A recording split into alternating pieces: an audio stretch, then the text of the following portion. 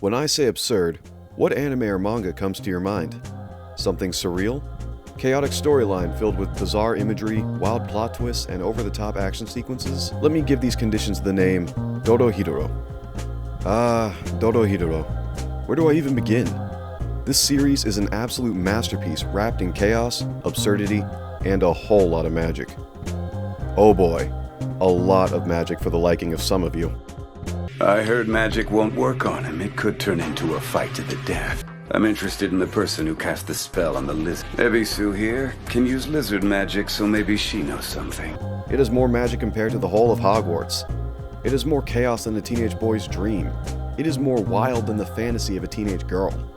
If you haven't dived into the chaotic wonderland that is Dorohedoro, then you, my friend, are missing out big time. So sit back, relax, and listen to me ranting about how captivating Dorohedoro is. Like a Swiftie ranting about how relatable the song is. The plot revolves around Cayman, a lizard-headed man, not by choice, mind you. He's on this wild quest to hunt down the sicko who gave him a fierce set of jaws and scales sprouting from his body. Cayman is accompanied by his best friend Naruto, the muscle mommy. No, like, she is so talented in kicking eyeballs out and even cooking delicious food, especially gyoza. Eyeballs or meat, no one crushes them better than Naruto. I just realized how wrong that sounds. Anyway, these were the normal stuff about Dorohedoro.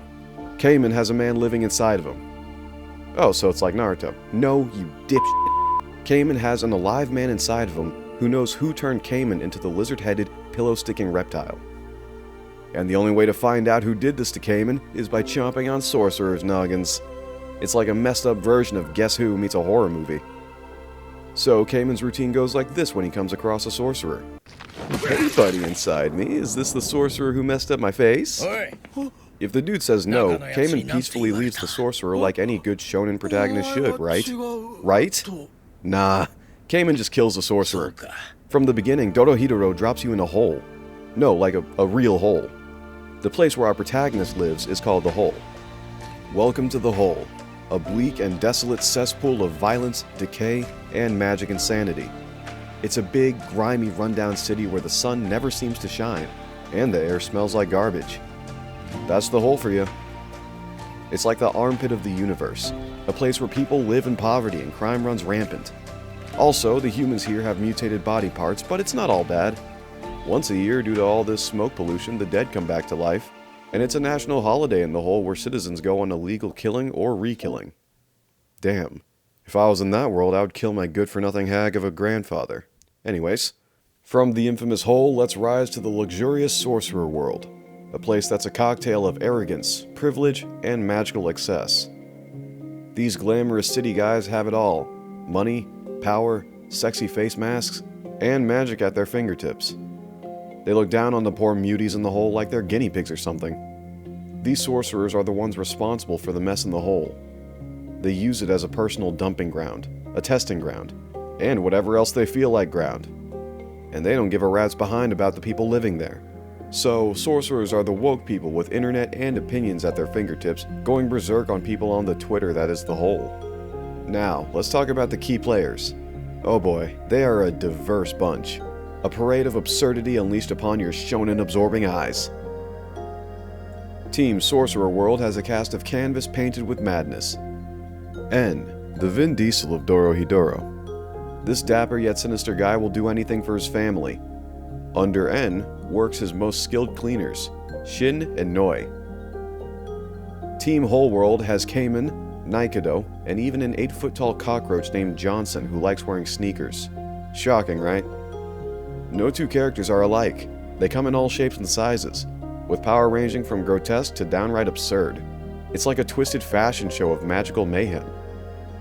When these grotesque characters clash, the violence is a symphony of limbs flying, heads rolling, and magic-induced carnage. It's not just about shock value. It's the visual representation of the chaos that permeates every aspect of this world.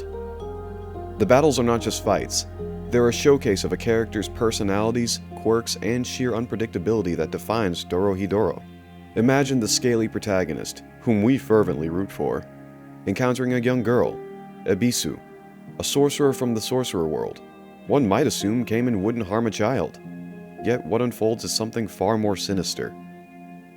Speaking of sinister, hey Netflix, if you have any money left after your director lost $11 million in gambling, can you please pay Studio Mappa the money to animate the second season of Dorohedoro? I've been waiting 4 years. Now, let's address the elephant in the room. The art style, shall we? Q Hayashida's gritty and raw artwork perfectly complements the dark and chaotic tones of the series. One of the most striking aspects of the art style is its roughness. Unlike the polished and clean aesthetic of many other manga and anime series, Dorohedoro embraces a more rugged look, giving something new to our eyes.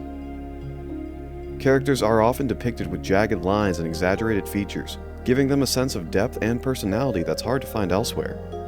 It's like looking at a piece of graffiti come to life, bold, daring, and utterly mesmerizing.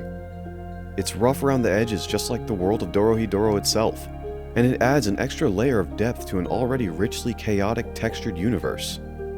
And then there's the use of color, or lack thereof. Dorohedoro works on a muted color palette, with shades of gray and brown dominating the pages. It's a deliberate choice that adds to the sense of desolation and decay that permeates the series. But don't let the lack of vibrant colors fool you. There's beauty to be found in the darkness of Dorohedoro, a beauty that's all the more striking for its subtlety. Personally, it was the art style that made me obsessed with Dorohedoro. Other than the absurd storyline and chaotic messed up characters, I do love the fact that it doesn't sexualize its female characters. I mean, yes, there is nudity. There's also a young girl that wants big boobs, but those never felt sexual in any way.